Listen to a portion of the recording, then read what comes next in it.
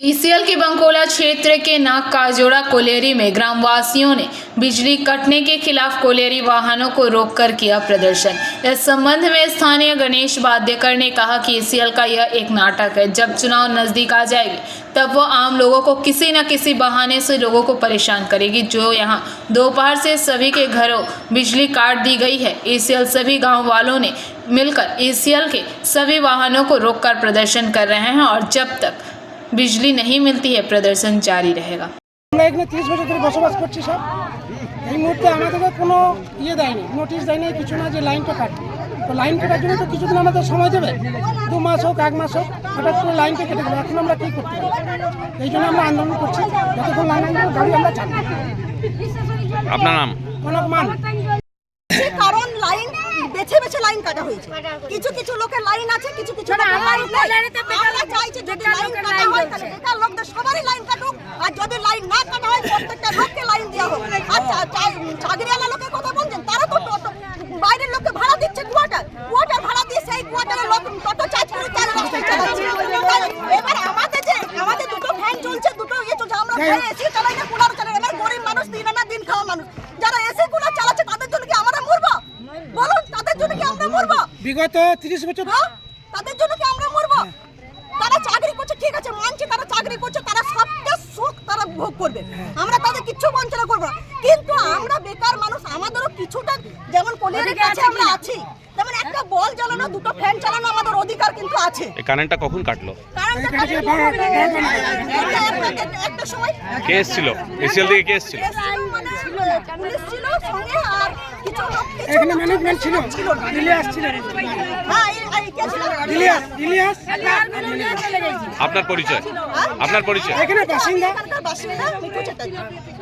বরাবরই একটা ইসিএলের নাটক।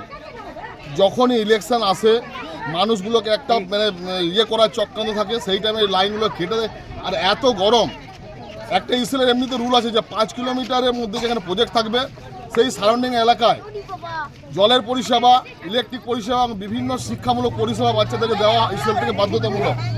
কিন্তু এইখানে ইসিএল কোনো রকম কোনো কাজ করে না। যদি সামান্যটুকু লাইনটা আছে, যখন তখন আসে লাইন কেটে দেয়। কিছু কিছু জায়গায় তাদের কিছু পেটুয়া আছে, তারা তোলা আদায় করে টাকা পয়সা দেয়, তাদের লাইনগুলো থেকে যায়। এবং কিছু এখনও পর্যন্ত যে ইসিএলের কোয়ার্টারগুলো পড়ে রয়েছে, সেই কিছু তোলা লোক আছে, তারা কোয়ার্টারগুলোকে দখল করে রেখেছে। সেইখানে পর্যন্ত এখনও লাইনগুলো রয়েছে, সেখানেও লাইনগুলো কাটা হয় নাই।